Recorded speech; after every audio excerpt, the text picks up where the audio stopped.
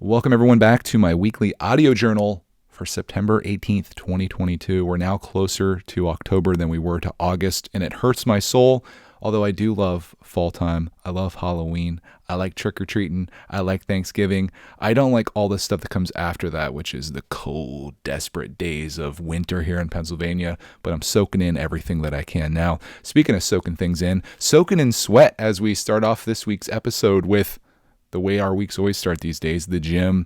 I am loving going to the gym. My only regret is not doing this sooner, but I think they say the best day to plant a tree is today, if you couldn't do it yesterday. So we're still on that grind. I am thinking about taking it up to every single day. Right now we're doing every other day, which seems to be pretty good for the recovery situation, but I want to do more. I love the pain that comes from it. I talked about this before. And speaking of pain, I have started listening to this guy that if you need some motivation in your life to do something, you need to listen to David Goggins. That is if you're okay with lots of swearing. Like if the F word is every other word in your vocabulary, you're going to love this guy. But he's like super hardcore, like motivational dude. He came from just a life of poverty and abuse and nothing, and build himself up through mental toughness and physical toughness and he talks about how those things kind of work together. So building up your brain can build up, or building yourself up physically can build your brain and vice versa. So I think I'm going to get his book. I listened to him on like 3 different podcasts. So it got a little intense, and I don't know. I was looking through the comments of these podcasts that he's on, and everyone's like, I weighed 400 pounds and I listened to Goggins, and all of a sudden, like, this person's running every single day and has dropped 200 pounds. It's crazy. So I'm going to get his book and I will report back to you. Just to let you know like how it impacted me, because I'm thinking the book might be a little cleaner audio wise. I was trying to listen to it with Cody, and the swearing was a little too much. I mean, the guy he's hyped, so it's not for everybody, but if you need like that kick to get you going, he might be your dude. Speaking of the gym and fitness, I guess we'll just start the episode off there. My weight, I talked about this last week. My weight still hasn't changed. And it sucks because I feel like I'm doing so much more now and my weight's staying the same. But there is good news. I talked about this last week as well. I wanted to track like my BMI. I wanted to see like, am I putting on muscle? Am I losing body fat? And it turns out that I don't need to buy a product for that. Our scale actually does that. Our scale is one where if you stand on it long enough, you put your profile in, and if you stand on it long enough, it will read out all of your data, like your bone weight, your muscle percentage, your body fat percentage. And I'm sure it's not super accurate, but that's not what's important to me. It's important to me to see those numbers today and record those, and then see what they are tomorrow and record those and see what they are. And going forward, I'll be able to use that as like a gauge to see if I'm going in the right direction. Whether it's off by, 10% or 50% or 1%, doesn't really matter. What matters is seeing the progress, because when you don't see the number go down on the scale, you kind of lose, you lose that spark a little bit. You're like, dang it, I'm doing all this stuff. But if you can see the body fat percentage going down and the muscle percentage going down, I don't think the bone weight the bone weight probably isn't going to change very much. I think that's pretty set at this point. But I want to see those numbers start moving, and that's like a big motivator for me. So I'm very hardcore on this. I mentioned in an episode that I did this week that it is my passion. An episode of another series that we do here. If you're only listening to the audio journal, that's okay. But I have now 2 other shows on here. One of which is 3 questions, where I answer 3 questions from this We Connect card box. And the other one that I just started this week is the weekly business meeting, something that I kind of came up with that I thought would be fun to talk shop, talk YouTube, things that I'm experiencing on there, like things that are going on in my business, I suppose, but also just general financial stuff, which was what our first episode was. Whether it's smart to pay off your mortgage early or if you should invest that money was this first week's episode. And I think I'm really going to enjoy doing that. And I've already got a question that came up for this next week. That's a financial one. So I'm trying to find that balance between, do I answer like general financial questions, something that I don't feel overly qualified to do, because I'm just a guy that worked his way out of debt and now took a turn in his life for something else. So I'm not like an advisor by any means, but I can offer you help if, some people, it's like, this isn't something that you get educated on in school. This is like, a lot of people are really clueless. I saw that in my last job. A lot of people, and I don't mean that in a rude or insulting way. I mean that in, it's a sad that we're not educated way. And maybe my business meeting podcast could help somebody.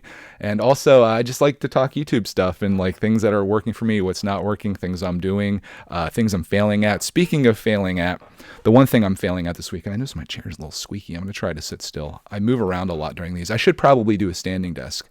I could burn some calories while we do these episodes. I feel like I'm failing at Lego, which really sucks because I really enjoy it. But I've been really going hard this week. And this, I guess, could be an episode of the Business Meeting Podcast. This is a little sneak peek, I guess.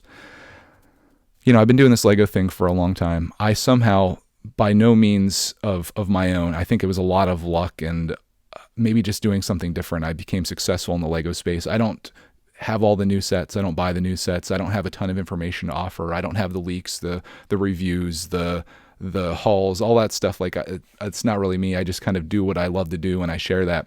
And I think, believe it or not, I think that's actually a weakness. It's like my greatest strength and my biggest weakness, not doing all those things that I guess like the traditional full-time successful Lego YouTube channel does. It's because like that's a way to generate new viewers, right? If you have a brand new set that came out today and you do a review on it or whatever, when someone searches for that set, they might find your channel and they're like, oh, this guy's pretty cool. Oh, he's got his crazy kid with him. That's even cooler. I think I'm subscribing for that. But I don't do that. I just make things like that I want to make. And as such, I'm kind of catering very much to an audience that is already established. Like, to get into that channel, you already almost have to know us, which I think is a great kind of side tangent from Greg's World, because like that channel you find us and that is very personal, and then you come over to the Lego thing and it's just like, oh, this is like Greg's World, only it's focused on Lego. But it's hard, I think, for a new person, one, to find that channel, and then two, to want to commit to it, because it's almost like too personal. So it's weird that your greatest strength can be your greatest weakness, but I'm kind of feeling that way over there, and I don't know what I want to do to correct it. I don't want to sell out. I don't want to change what I do. I just want to keep doing what I'm doing. And I think that's what I'm going to do, even if it drives itself into the ground. But a big issue that I have, and why I'm seeing like actual contraction now, and I'm not surprised. A lot of people, and this is why it's dangerous to make a business in a space that is catering to a particular hobby, especially one that caters to kids that are, probably about Clark's age and maybe a little bit older.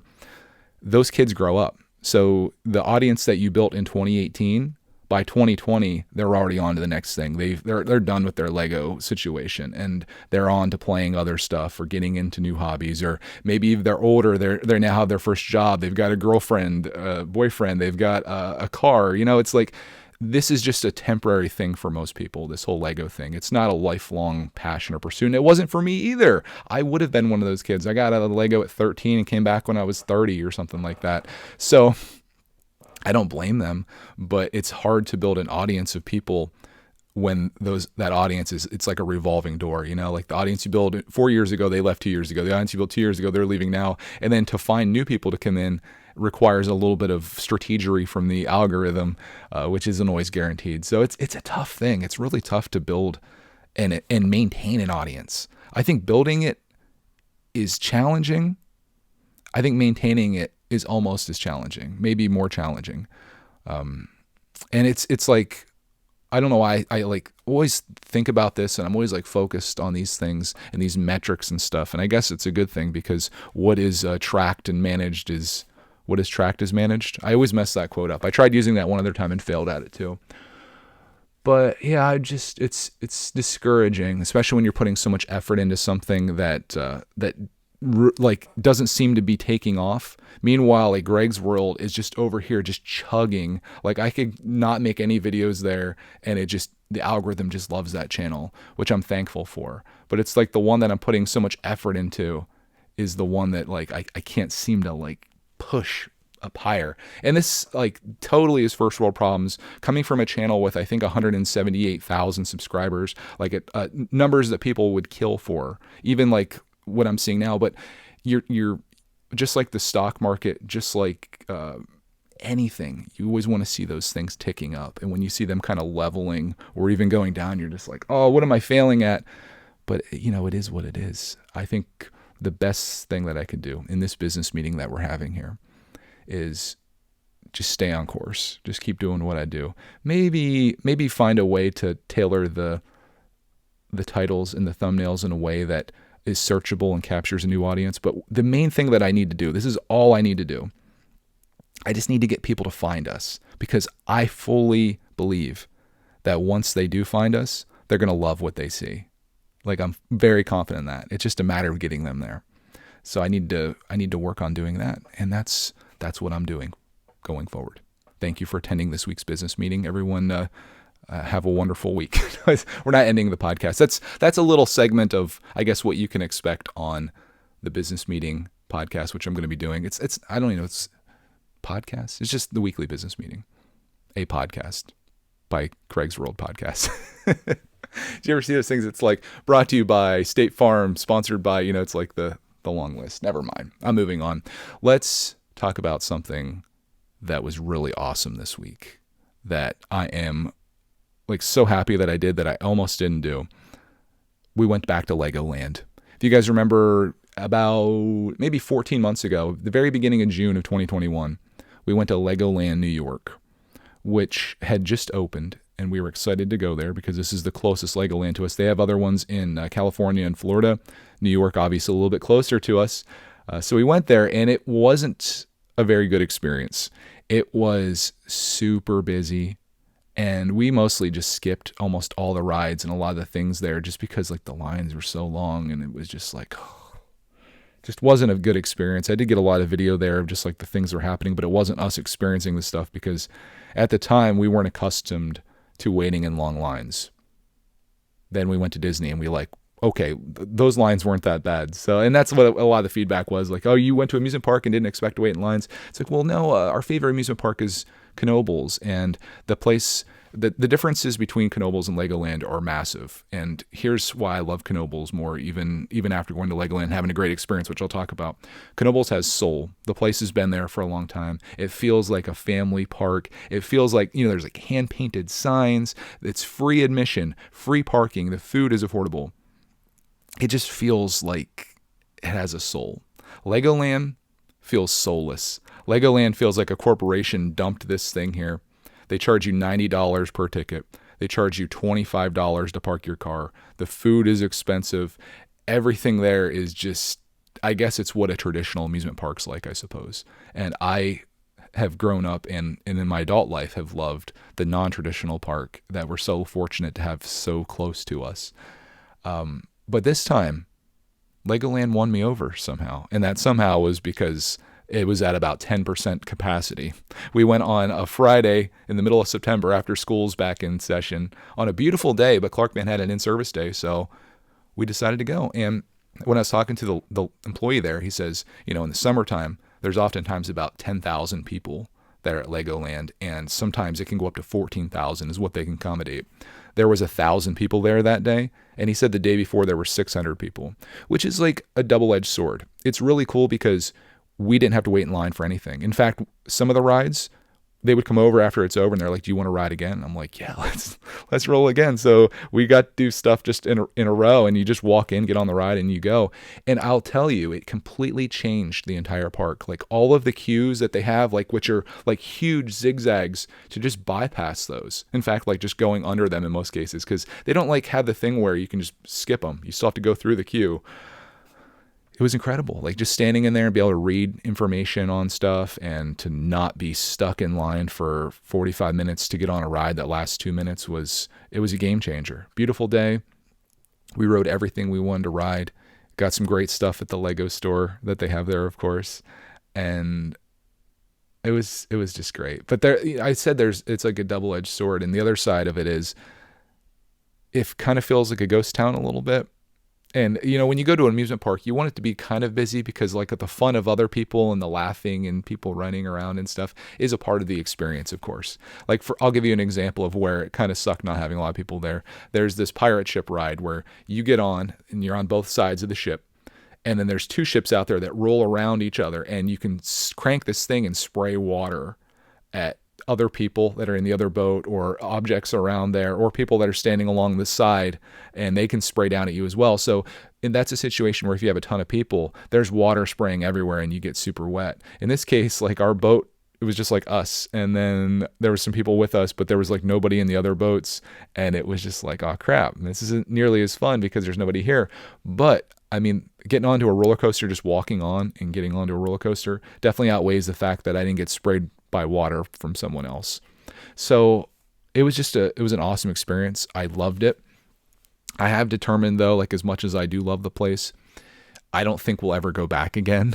I said this last time too, but I don't think, and I've been saying this phrase a lot lately, I don't think the juice is worth the squeeze to drive. I think it's about 3.5 hours for us to get to Goshen, New York, to go to Legoland, and then to pay $90 each. Clark got in for free as like a buy one get one free thing, so $180 at that point, and then $25 for parking. We're into this place $200 walking in. Compare that with my favorite place, which I think I should just get on as a sponsor, Knoebels. It's about an hour away, free parking, free admission. We probably spend maybe $40 to $60 in tickets for the entire day for the entire family, and we buy as much, as food as we want there, but everything's very reasonable. It's a nice shady park. They've got bigger coasters. They've got more fun stuff. There's way more rides. So I kind of feel bad for these people that go to Legoland as like this amazing experience, because if you just got to experience Knoebels, you would never go to Legoland again. And the fact that it's 3 times closer and 3 times less expensive, it just seals the deal. We were almost, like I said, we almost didn't go to Legoland on Friday. We were going to just go to Knoebels. I was like, yeah, dude, it's my favorite place. But they were closed. They're only open on weekends now, probably because there would only be 50 people there or something. But it was a good experience. I'm glad to do it. I feel like Clark was the perfect age for it. It was the perfect weather. It was great. I got a whole bunch of video of it, and you'll be seeing a vlog on it sometime. It's going to be a while, though. I'm so backed up on Greg's World content. I still have our whole Ocean City vacation to put out to the world, and that's going to be a lot of editing to do. So I'm excited. But it's great to put out videos that like not only do well when you put them out, but then like have that later boost when the algorithm feeds people through the recommendations and they watch, one video and this one, and they keep going. I'm not seeing that in the Lego channel. Back to the business meeting. So it's encouraging. So I'm happy to do it. And I'm so proud of the videos when I put them out. I'm just like, oh, this is the experience that we had. And I'm just so happy. So that was Friday. Yesterday, I'm recording this Sunday morning, by the way. This is coming out this afternoon. I love recording these like first thing like this. We started hiking again. And I have to tell you, I love to hike. We do it sometimes, but not enough. But Cody found this trail. I think maybe her friend found it, or her friend invited her to go to it, but they didn't get a chance to go. So we're like, hey, let's go to, I think it's called Ryder Park. And they've got like 4 different trails there. And I downloaded this app called All Trails. And it shows like all of the trails in your area. And there's a lot. I don't know if it's just because we live in the rural Pennsylvania, but there's trails everywhere that I didn't even know about, including this place. So we went there yesterday. It's about a 4.5 mile trail that we got on. It's called Cheryl's Trail. And it was just a really great walk. It was a moderate hike, I guess, is what All Trails called it. And with like 500 feet of elevation climb, maybe. And I just had a blast out there. It was, again, perfect weather. This September weather here in Pennsylvania is the ultimate. Like no humidity. It gets up into the 70s every day, nice and cool at nighttime. It was just beautiful. And I thoroughly enjoyed that. So I did that with Cody and Clark, man. And we all went for a walk and then burn off a lot of calories. Then we got Chinese food. So it kind of sabotaged that. But it was Clark, man. I blame him for it because he was talking about getting Chinese for dinner.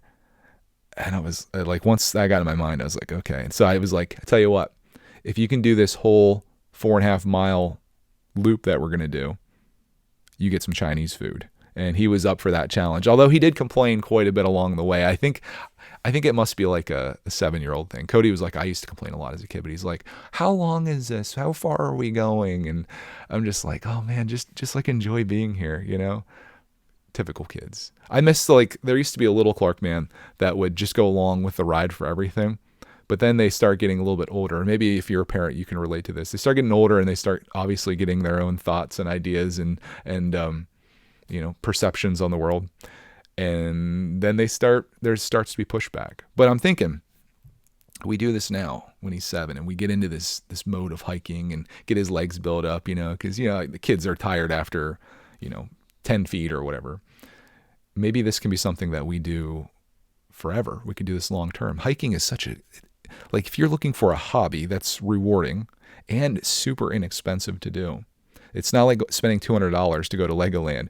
You literally just need a pair of shoes on your feet and you go out and enjoy the sights and scenery. And the scenery on this was just gorgeous. It was rolling fields. It was mountains. It was rocks. There was actually old homesteads that existed there with information on them. There was a graveyard with 6 tombstones in it. It was just so cool. And I'm like, what's more rewarding than this? So I'm trying to get Clarkman in the zone to do it. We got to toughen that little dude up, get him out there on these trails. We'll take him to one of the extreme ones, if there is an extreme one around us, and see if he can do it. But man, that trail yesterday, up until the last quarter of it, you could probably ride a mountain bike on, or a decent off-road bike. The last bit of it got a little sketch, so you might want to walk it down. But man, it was pretty cool. And I want to do more of that. So there's a bunch of trails around us. And I don't know if I'm going to make videos of it. I don't think it's super interesting seeing, 3 people walking on trails. But I could probably put together a little something if I took my GoPro or something with me and recorded a little bit here and there so you guys could see the trail. Plus, I'd like to have it for me. But there's a part of me that you just want to go out and experience it. You don't have to be worried about I need to get this shot or I need to have this running. Maybe I just put the GoPro on my chest and we just walk the whole thing, and I'll do a hyperlapse where you can see the whole trail happen. Be pretty cool. I think typical Greg, always thinking about the content creation behind going out and having a family experience. But the whole Chinese thing, we did have that. And I've committed now, if we get Chinese, I'm going to try something new every time. And this time I tried Kung Pao chicken. And it was amazing. Oh my God, we found this new Chinese place that was recommended by Cody's chiropractor, physical therapist, when she was having an issue with her back. He was like, the best Chinese place is this place. I'm like, okay, let's try it. He was right. So I got Kung Pao chicken, it's interesting because it has you get white rice with it, and then it's chicken with separate, and then it's chicken and this brown sauce with all kinds of cut up vegetables. And then the weird thing about it, it has peanuts on it. And you're thinking whoa, peanuts, that's weird, right? It's really good though. It adds this really nice crunch to it, and I loved it. And I still have enough left for probably a whole nother meal. And I'm probably going to partake in that today. And the good news is, I was really thinking that was going to sabotage me yesterday with my weight. But I still lost. I'm down 0.6 pounds today. So we might be going back down, and it feels good. So I'm hiking. I'm eating Chinese food. Going to Legoland. We didn't eat too bad there. Oh, there's a mellow cat spotting. Hey, kitty. She's looking in. I have a live studio audience now. We did have these apple fries, these fried apple fries. It was if you were to take the funnel cake batter and put it on fry slices. They have that at Legoland. It was freaking amazing. I had that. It was definitely a big cheat. But, you got to have these moments every once in a while, right? You can't just always be serious. David Goggins would definitely be upset with me, though. He'd kick me. He would swear at me 6 times and kick me outside and make me do 4,000 pull-ups to help him to break the world record, which he did. What else? So that was pretty much the weekend, and that takes us to today. I did do a whole bunch of Watchitecting though, which is exciting. And I don't know how I watch so many movies. I go so long without watching movies. Oftentimes YouTube is my number one source of entertainment. And I spend so much time watching YouTube videos, TikTok, of course, which is my guilty pleasure. And I get a lot of value from TikTok, surprisingly. I know people think it's just stupid dancing videos, but I follow various people on there that I think are really cool and inspiring. So I guess the algorithm is what you make of it, right? They know what you like, and they're going to feed you more of what you like. My newest favorite thing on TikTok, someone recommended this as one of my weekly series that I do. It's called The Rabbit Hole, where we talk about whatever random YouTube or TikTok rabbit hole we go down. So I could share mine and you could share yours. There's this bear that goes into this convenience store in the middle of the night, and this guy's filming it. And the guy is hilarious because he has this boisterous laugh that I love. But this bear comes in the convenience store and he's like, ding dong, as the door opens. And he comes over and he'll steal like Reese's peanut butter cups off the shelf. Like he's going through, he takes a pack of them and then he walks back out of the store. Like he's just a regular shopper. And it turns out this guy had like all these different videos of this bear coming into the store and like taking an item, and his laugh, the guy's just like cracking up. It's like a contagious laughter type thing. And it's just so fun to watch. So I won't necessarily say that's like something inspiring that I watched, but the algorithm was like, you know what this guy likes? He likes dog videos. He's going to like this bear video too. Yeah, I can't pass up a chocolate lab video either, or like someone rescuing animals, like any like thing that like kind of melts your heart. Really makes me happy. And I guess now I'm on like the idiots in cars side of TikTok too, where people are doing crazy stuff like bad drivers, which, oh my gosh, that's perfect. I want to talk about Watchitect, but I want to talk to you about this idea that I had when I was driving to Ocean City, and reminded me of it when I was going to LEGOLand, and now reminded me of it now talking about TikTok. It's weird how this all goes back around. You know how there's crazy drivers out there, idiot drivers, right? I had this idea where every car has a camera on the front and back of it, which we're kind of getting there, like a dash cam or whatever. But I want it to be linked up in a way that when someone does something crazy around you, or they're speeding, they weave in front of you, they do some crazy nonsense that they shouldn't be doing, I think you should be able to hit a button in your car that keeps that recording from like the last few seconds, and it tracks that person's license plate number, and the footage gets sent to their insurance company. Anytime like you see somebody doing something like that, essentially you're like a vigilante. So you would record that information, send it to their insurance company, who then would sit down, Flow at Progressive would sit down and look at it. They're like, wow, that guy is not insurable. So they either raise your insurance rate or they boot you from your insurance. And I think it would be great because, you know, obviously people are looking out for cop cars, and then they act differently around them. What if everyone was a cop car, basically? And in fact, you could even take this further, and that footage could also be sent to the police as well. And then they could decide what to do with it. If they want to send that person a fine in the mail or whatever. I know you'd have an issue with someone saying like, well, I wasn't driving the car, but maybe they should make a thing that says like, you have to be one of the insured people on this car. Otherwise, you're accepting any faults for anyone that is driving it. But I would love that idea, because driving to Ocean City, I probably would have sent like 10 different clips in of people being idiots or driving aggressively or whatever. And if that could just go to their insurance company, so they could be their insurance rates could be reflected upon their crazy driving, it'd be a great penalty. And maybe you would start acting a little differently, right? Like if you were driving on a road where there was nothing but police cars and you were the only non-police car, you think you'd be flying up beside them and driving in front of them and doing stuff? No, you wouldn't be. So let me know if anybody wants to go in on that with me. We need some investors to make this a thing. Although I guess it's just a matter of manufacturers putting some type of camera on the car and then having the technology to read a license plate and then connecting that with the insurance company. I feel like it's an app. This should be an app that we make. So let's do that. Subscribe to my new podcast series, Greg Invents. No, I'm pretty happy with the series that we have so far. We've got 3 stable shows here. We've got the audio journal, which you're listening to, probably the best one of the bunch. Let's just be honest, right? And then we've got the 3 questions series, and then we've got the weekly business meeting. I think it's a good. It's enough. We could add more maybe. So if you have any ideas, throw them out there. But let's talk about Watchitect. Some things changed this week. I had some fraud on my Citi credit card. There was I got a message that there was a charge for $2, and then another charge for $2, which I didn't recognize. Then a charge for $140 from Honduras. And I'm like, yeah, that's not me. They had immediately came up. So they did a good job at that. And they're like, did you authorize this? I'm like, nope, not in Honduras. So when I called them, they were like, did you buy a Google Play Store gift card in I don't know, Hong Kong or something like that? I'm like, nope, I wasn't in Hong Kong. I wasn't in Honduras. So they shut my card down basically and reissued me a card. So all of my bills I have going through that credit card because it gives you 2% cash back on everything. Financial recommendation for you guys as a part of our business meeting here. Try to get a credit card that gives you something.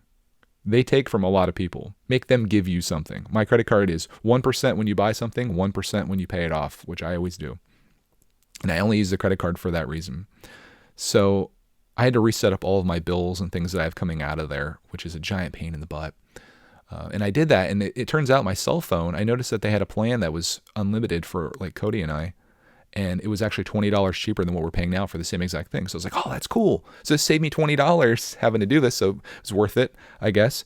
But I was like, ooh, what if I make a move here? So I made that change, and then we have a variety of streaming services, probably like you do. We have Disney Plus, we have HBO Max, we've got Netflix, and we have Paramount Plus. And I got Paramount Plus when I canceled my cable through Comcast. I saved $80 canceling that, and then Paramount was like $10 a month or something. But I was like, what if we were to take that $20 that we saved from the cell phone, we take the $10 from Paramount, and then I put that towards YouTube TV, which is a little expensive. It's like $65, but there's a lot of stuff that like Cody likes watching. I'm not huge into TV, but there is some things like Lego Masters. I'll watch that anytime it's on. We watch Survivor together. That's like our show, and that's coming back here in like a few weeks. So I was like, all right, let's try out this YouTube TV and see what it's like. It turns out it's awesome. Like it's so much more user-friendly and intuitive than what Comcast was. You can do it pretty much anywhere, and the app's not clunky. It's got lots of sports. It's got everything you want. I personally like watching Wheel of Fortune and Jeopardy because I'm now an old man, apparently, especially when Ken Jennings is the host. Blossom needs to go. I don't like her as a host at all. Blossom, what's her name? Malene Bleak, whatever she is. Miala Bleak. I don't know her name.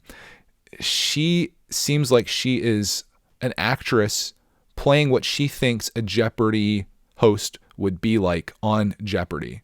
It seems like way over the top. Like she's just like, in today's, question. I can't do an impression, but she just seems like way too uptight. Ken's like, he's launching jokes like on the fly and just feels like so much more free. In fact, there was a dude on the other night, we were watching it, named Luigi, and he made a joke about his nemesis Waluigi. And I'm like, dude, you're going to leave a Nintendo joke on Jeopardy like that? That wasn't in the cards. That wasn't written anywhere. That wasn't in the script. I love Ken Jennings. I also listen to his podcast too, which is called Omnibus. He's a great guy, really intelligent. So yeah, it's $55 a month for 3 months, and I think it goes to $65. So I'm paying that to watch Jeopardy, apparently. But lots of sports. It's football season now. You get NBA, you get MLB, you get NFL, you get the whole works. I'll be testing that out today, I believe, just to see how it is, and I'll report back to you. And like, there's no contracts, there's no nothing. You can cancel anytime. Thank you for sponsoring me, Google. But the only thing I will complain about with this whole Google YouTube TV thing, I also have YouTube Premium because I hate ads on YouTube. So I have YouTube Premium Family Plan. I also use the YouTube Music app, which has enabled me to listen to pretty much any song that I want in the world with no fees or anything like that, no ads anywhere. I love it. I wish they would do something where they combine the two, because I think the YouTube TV is like 65 or will be. Then the YouTube Family Premium thing is 18. I wish they would just like make it like 70 or 75 for the whole kit and caboodle. You get the whole deal. That'd be nice to combine those two services.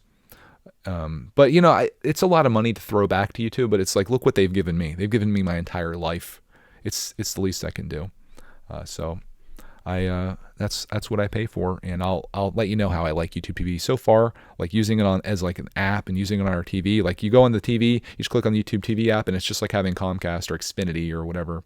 Comcast, apparently their customer service is so bad that they just wanted to drop the name, made themselves Xfinity without actually changing anything else. So yeah, that's my my review of that, I suppose. So far, so good. I like it. We've had it for a few days. I haven't used it much though. Next thing though, we were talking about Watchitect. It's still in the same topic. I actually watched some movies this week. First one being Thor Love and Thunder, which became available on Disney Plus, which again got me thinking about what a great value Disney Plus is. I looked at like Apple iTunes, and Thor Love and Thunder is $20 to rent, I think, or to own or whatever.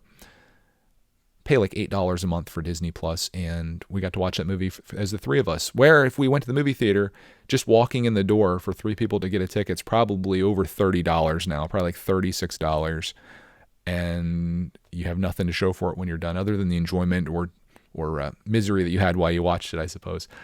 So I was just like, $8, watch it at our own home, no previews, pause it if you want to, you can eat all your own snacks and stuff like that. Lovely. So we watched Thor Love and Thunder. I really liked it.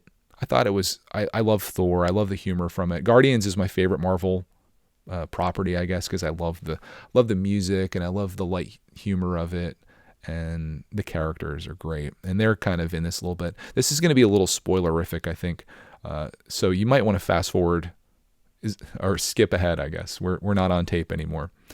You might want to skip ahead just a little bit here because I'm going to talk about one topic from this movie that made me not like it so much.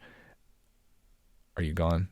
Okay, it was the cancer thing with Natalie Portman. That I like the principle of it, where she was using the Thor, axe and the get up to be more powerful than she was, and like keeping her alive, or actually killing her. But I didn't think the cancer thing was a good move. Like, I feel like that hits a little too close to home for me, especially, and probably for a lot of other people. And to see someone dying of cancer in a movie that's supposed to be about, fighting people and, having a good time and stuff. And there is like a lot of humor and comedy in it. I didn't like that route. Then the whole God killer thing, I could see how that could be something that offends people too. I thought that was a cool arc. I had no idea though that was Christian Bale. That he was so good. He's such a good actor. I loved Gore and the character. And at the end of it, I saw it said Christian Bale. I'm like, that was Christian Bale? Oh my God, I had no idea. So he did a great job, and it's a Thor movie. I liked every Thor movie except for The Dark World. I didn't even make it through that one. That was probably my least favorite Marvel movie. But Thor is fun, and this one was fun too, especially when he was up in front of Zeus, and I'll leave that to your imagination. But if you have Disney Plus, go watch it. It's worth a watch. Just kind of, if you overlook the cancer thing, and they drag it on too. They're like, oh, she's sitting there getting chemo, and then they like point up to the thing, and then they announce it, and I'm just like, oh God, not cancer. Okay, are you back now? So hopefully you didn't come back before this if you left, but that was my thoughts on Thor Love and Thunder. Other things that we watched this week, I got the Teenage Mutant Ninja Turtles triple pack from iTunes. It was on sale for $10, and I was like, Clark is going to love these movies. And spoiler alert, he did. We watched the first Turtles. My favorite, I think, might be the second one, although it gets a little cringy. I've never seen the third one, so we still have to get through that. But I downloaded it, or bought it for $10. Each of the movies individually is $15, so I felt like $10 for these three movies. Great purchase. And it's just some old school ninja fun. There's this moment that happens in the first Turtles that it cracks me up, and it got Clark Van too. When they're eating pizza and the pizza falls on Splinter's head, and they have this sound effect. It's just out of this world. It's like, it just, oh my God, it's just something. But Turtles, so much fun. It's such a huge part of my childhood. To see Clark Man playing the Turtles Cowabunga collection on Nintendo Switch, and we're watching Turtles from like 1990, it just feels like I'm reliving my childhood, and Clark's living that too. He's into Power Rangers. He's like living my life. He's living the life I wish I would have had, honestly. That kid he's got it made. But I'm happy as a dad to be able to do all this stuff with him and to relive it myself. You're never too old to be a kid. So that was another thing we watched. I also watched a movie on HBO Max. It was the night before last night. As I was going to bed, I was like, oh, let's just get on here and see, because I haven't really done much on there, and I'm really contemplating what other things I could cancel. But HBO Max has House of Dragon, which we're gonna binge that once they have more episodes out. Probably when Clark's in school during the day. But I ended up watching the movie Adaptation, starring Nicolas Cage. And if you haven't watched this movie, it's really an interesting film about a screenwriter who was in the process of adapting a book into a movie. But the movie you're watching is the movie that he's making, and he writes himself into it. And then he's typing things you've seen. It's really like, it's almost like Inception type levels of like you're in the metaverse essentially here, not Mark Zuckerberg's metaverse. It gets really meta, I guess. So if you get a chance to watch it, it leaves HBO Max on September 30th. It's called Adaptation from 2002, starring Nicolas Cage and Meryl Streep. It's a fun movie. Speaking of fun movies, the last thing that I started watching but didn't yet finish is a movie called Last Night in Soho. I remember seeing the preview for this when me and my buddy went to see, I think it was the movie Old, which is also on HBO Max, I believe. That's a crazy one. That's an M. Night Shyamalan movie. You should watch that. That one's trippy. This one is equally kind of trippy. It's about this girl who lives in the countryside in England, and she wants to be a fashion designer. So she gets accepted into being a student at a school in London. She goes there. Well, I should say this girl knows a lot or is interested in 1960s fashion and music and stuff. And there's this one thing that happens before she leaves for school where she looks in the mirror and sees this other person that's not her. You come to find out that her mother apparently killed herself from suicide, was mentally unfit, and she goes to this school, has a really rough go at it at her dorm room. Like the girls that are there are really mean to her. So she gets this other apartment that's above like a restaurant or whatever in like the center of London. And one night when she goes to sleep, she like wakes up and she's apparently dreaming. So, but she walks downstairs and she goes outside and it's like 1960s London, hustle bustle. There's this I guess like a nightclub across the street, and she goes in there. And when she looks in the mirror, it's this girl that it's her, but like has blonde hair and is all dressed up really nice, and she's in like her night clothes. But then she meets this guy and has like this amazing night, but then she like wakes up the next morning in her bed and like it's the first day of school, and it's like it was obviously a dream. But when she goes to the school, the girls make fun of her because she has a hickey on her neck. So it's like this thing happened in this dream world, but it actually was like, did it happen or did it not happen? So the next night where I'm at in the movie is she's going to sleep again so she can relive this experience again. So it's pretty wild, and I'm excited to see how it plays out. It might be a stink bomb, so don't watch it yet if you're on the fence, but that's Last Night in Soho. But that's I think it of everything that happened this week. A little bit of a longer episode here, but I did some physical stuff. Got to watch some movies too. Started a new series here. Got to do a business meeting in this episode. I'm curious to see what you guys think about all the things I had to say. I'd love to hear about, like, I know the movie thing. In my experience, this is we'll see if this happens because it might have already happened. Whenever I talk about movie stuff, that seems to be the most popular thing that people comment on. And we're actually going to do a business meeting on comments. I'd love to hear comments on just about anything. I'd love to read them. I'll try to reply to them whenever I can. If you have anything that you would like to add to this episode or any advice, recommendations, anything like that, you can throw it out there. If you're listening to this on Apple Podcasts or Spotify, which you can do, you can leave a review. I saw Julian left us a review the other day, which I appreciate. We have like a 5-star rating on there with like 200 and some reviews, which is amazing. And we've got a couple hundred people listen to this every single week out there. And almost 1,000 people listen to the last episode on the YouTubes, which is pretty darn cool, man. Who would have thought? Just a guy talking about his life, making podcast episodes and making a whole channel off of it. It's pretty darn cool. I like doing this, and I appreciate you being here. So on that, we'll see you guys this week for some more episodes of various shows. Or if you come back next week on Sunday, we'll have another weekly audio journal episode. Hope you have a great week. Make it the best one, and we'll see you guys in the next episode.